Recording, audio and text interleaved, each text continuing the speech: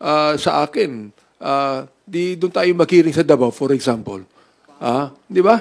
O, doon sa Davao mismo, sapagkat narinig namin na talagang nagbabaha doon eh.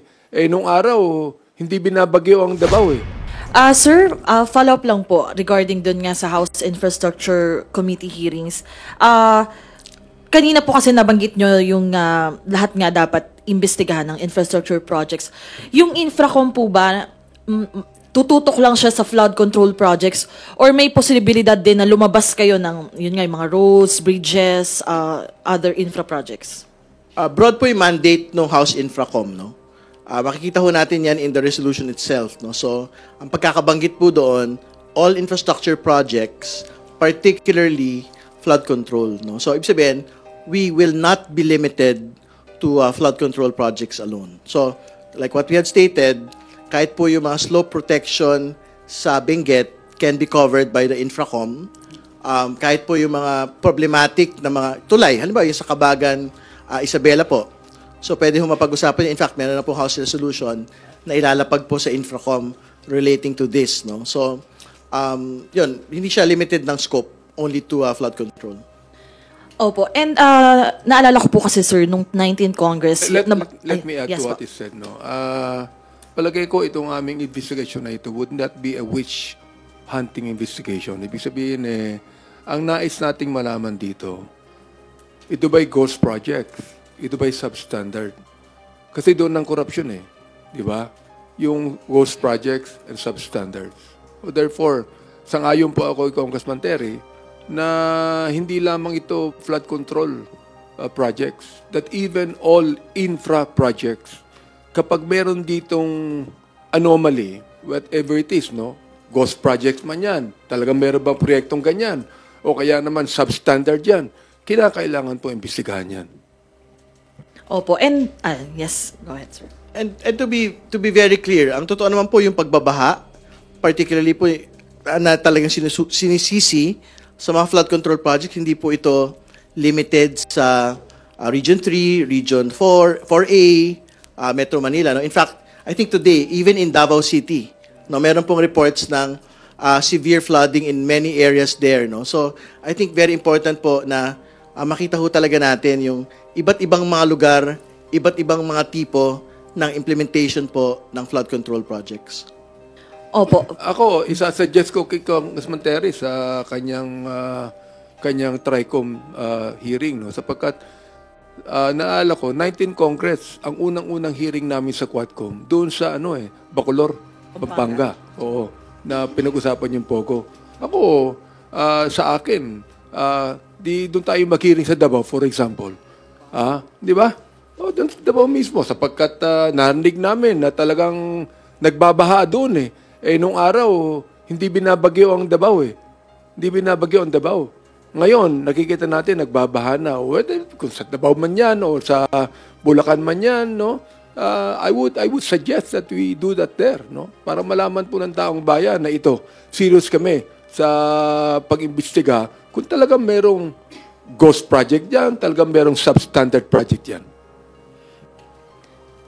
Kong Terry, may reaction po kayo doon? Kayo, yung Infracom po ba, willing nga rin kayong... Actually, kaya ako din po nabanggit yung Quadcom ng 19th Congress kasi yun nga, para makarating mismo yung mga taong involved, yung committee na mismo yung pumunta sa mismo mga lugar na yun. Yung Infracom po ba, may chance din na mag-on-site inspection, on-site hearing din po kayo para, kumbaga, walang kawala yung mga district engineer, yung mga taong magiging involved po doon? No doubt na magkakaroon po ng ocular inspections, no? Kasi syempre, simple lang naman mag-inspect ng proyekto Ang tanong lang naman may proyekto ba o wala? Yun yung unang tanong. Pangalawa, kung may proyekto man, ano itsura ng proyekto ngayon? Dapat bang ganyan yung itsura ng proyekto ngayon? So for example, kung may nakita ka nakalabas na bakal, in the span for example of 2 to 3 years, dapat bang may nakalabas ng bakal? So yan lang naman yung mga basic questions po pagka nagkaroon ng ocular inspection. But most definitely, magpupunta po yung komite sa iba't iba pong mga lugar. Opo. Sir, do you want to add more po? Anyway, ganito yan Kaya palagay ko uunahin yung flood control project sapagkat yan ang hindi nakikita ng taong bayan. Kasi sa loob yan ng mga kalye. So hindi mo na alam kung anong nilagay na semento ron Hindi mo na alam kung anong nilagay na kabilya ron. Kaya ako, kung magkaroon muli ng flood control projects, you would like the people to know that, no?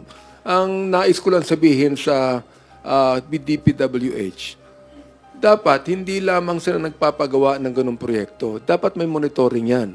Bago gawin, habang ginagawa, at pagkatapos gawin. Sapagkat ang ating Pangulo, nag-inspect nilagay, completed. Yung pala, walang nagawa So therefore, dapat, yung pong DPWH, meron din po silang monitoring and maintaining all of those projects. For example, a week ago, na-complain sa akin yung isang chairman na hindi gumagana ang floodgates and flood and pumping station doon sa Biata Pandakan. Tinawagan ko ang MMDA. Ang sabi sa akin, yung daw pala ay nasa ahensya ng DPWH, no? 4 years na hindi gumagana yan.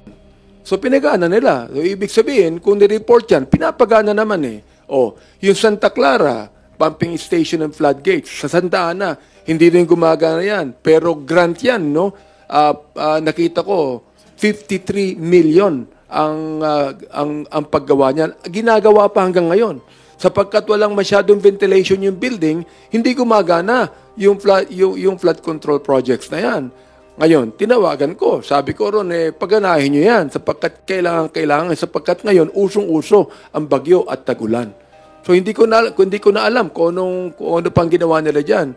I'm calling on now sa press conference na ito na tingnan ng DPWH ang MMDA, i-inspect nila yung kanyang mga project para maiwasan na po natin ang pagbaha. Sapagkat Luka, wala silang monitoring dito. Wala silang maintenance dito. We would like to find out. Ngayon, kung gusto nyong makipag-ugnay sa LGU, why not? Di ba? May ugnayan yan sa LGU, why not? Basta't lahat niyan gumagana, may iwasan po natin ang mga baha kung saan man yan dapat dumating.